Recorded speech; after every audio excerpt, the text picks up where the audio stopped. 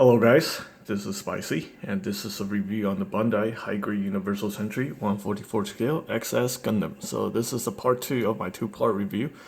The first part I kind of build the the S Gundam using the parts from this kit, and I went over the articulation and stuff like that. So I'm gonna go over again with this the XS.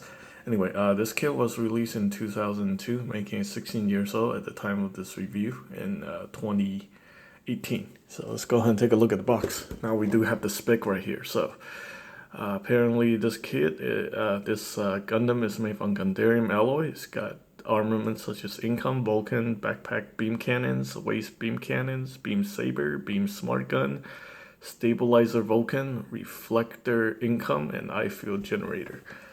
This piece right here is the eye field generator. So here we have the more pictures. If you want it to look like this, you're gonna have to do tremendous amount of painting. And let's take a look at the side. Here we have most of the gimmicks, features, and retail price 2,500 yen. I got this as a trade, so I don't have the instruction manual. And yeah, so here are the leftover parts from the S Gundam. I removed the cockpit and the crotch piece right here in favor of the official parts. So, okay, so for official accessories, we got two of these open hands. This is part of the XS Gundam. These are not part of the S Gundam, so these are different. And then we have the two beam toothpicks. Which they are all molded in white, and I did paint them with metallic blue to, simulate that beam saber effect. Surprisingly though, for the S Gundam or in the XS, they have blue beam sabers, unlike the traditional pink. And the beam saber can be held in these multi-purpose gripping hands. So we have two of these gripping hands, and then one trigger finger, which is holding the Beamsmart Gun.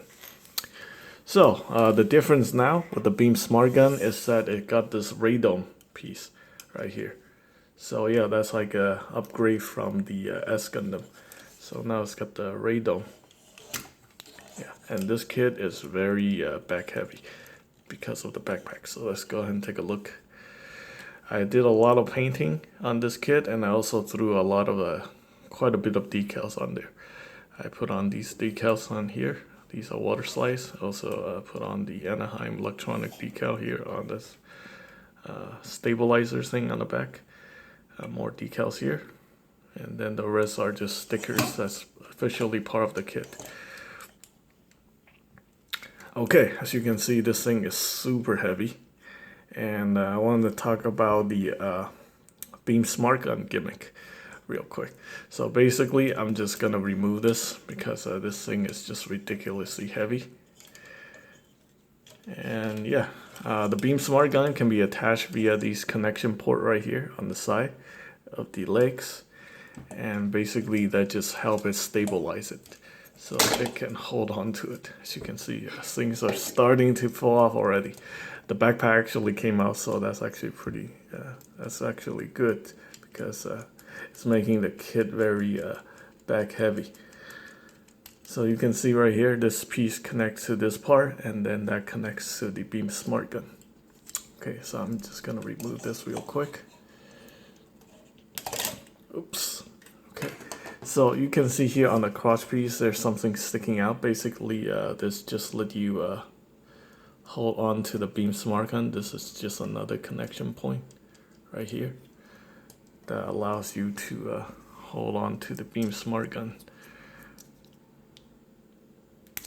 like that. You can connect it here.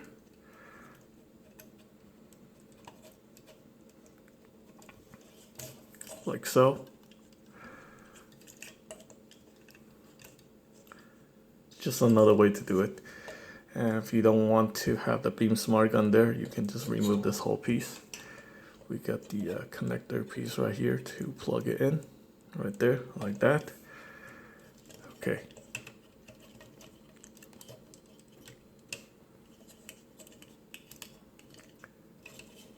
I feel like this guy lost some weight after the backpack came off.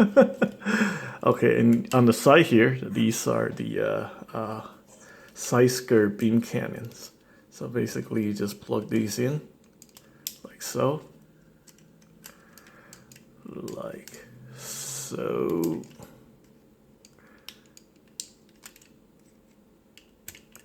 If I can get these to plug in properly. There we go.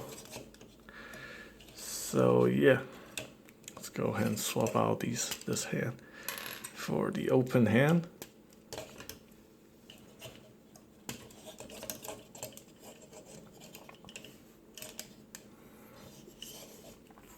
Okay, so let's talk about this piece. Basically, this just connect to that side skirt part where the side skirt beam cannon used to be, and this is just a piece that help you stabilize the Beamsmart Gun. And you have a handle here you can push in if you don't want to, have it grab onto it. And then you take this piece right here, kind of like doing it in reverse, and then just plug that part in right there, like so. And then you can remove that, vice versa.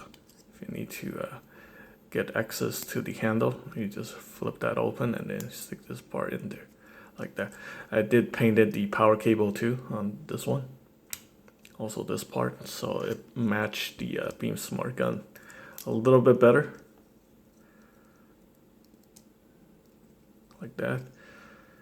This thing comes up very easily, so just be aware of that. But you do have to paint this whole radome part. I painted the front with the silver, and then I painted the inside of the sensors with metallic blue. Turned out looking really good. I really like this Beamsmart Gun. Probably gonna give it to another kid because this thing can barely wield it. Alright, so that's it for the Beamsmart Gun. This is quite possibly my favorite weapon out of most of the Gundams. Yeah, this is really cool. But unfortunately, this kit is not very good. So anyway, let's go ahead and take a look at the side skirt beam cannon. Basically, you just lift them up like that. And I did throw some decal on there too to give it more detail.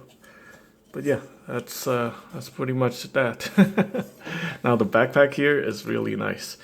I did a lot of paint work on this backpack. Painted in all these parts with silver. And these cannons can be adjusted side to side. You can rotate it and then you can flip it up and down like that, or left.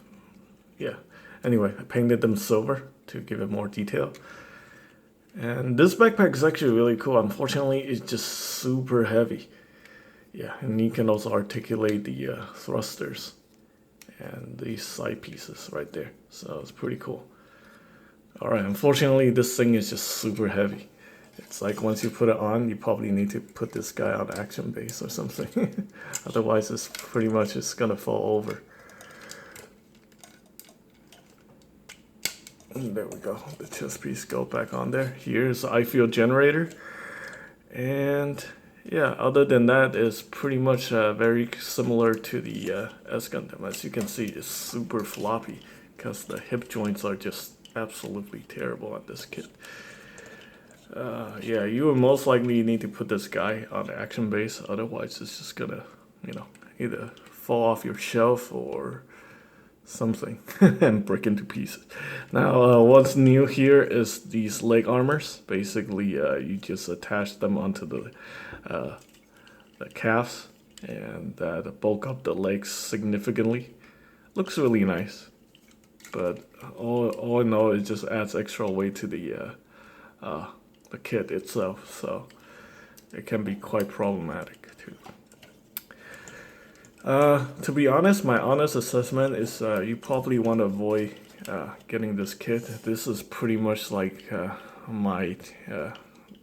it's like the high grade version of the RG Senanju. It looks great, but it doesn't serve any other purpose other than being a straight up display piece because of all its problems. It's way too heavy. There's too much going on. It's super cluttered. You can see the whole backpack here. And yeah, I think the only thing you can really do with this kit is put it in a very nice pose. throw it on the action base and then just leave it on your shelf.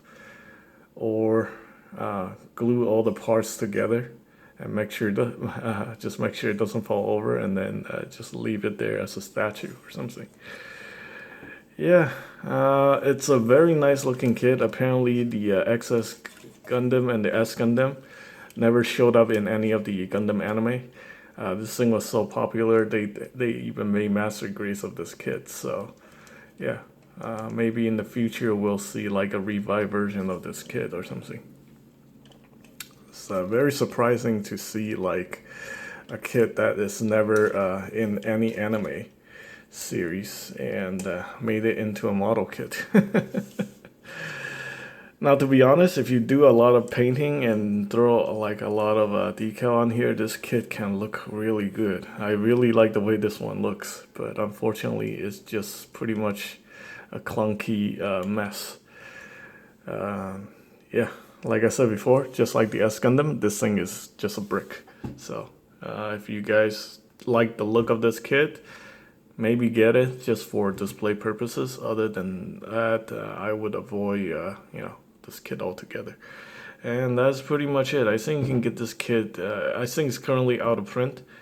If it comes back in print, you can probably get it for around, maybe $35. And yeah, that's pretty much it. Thanks for watching.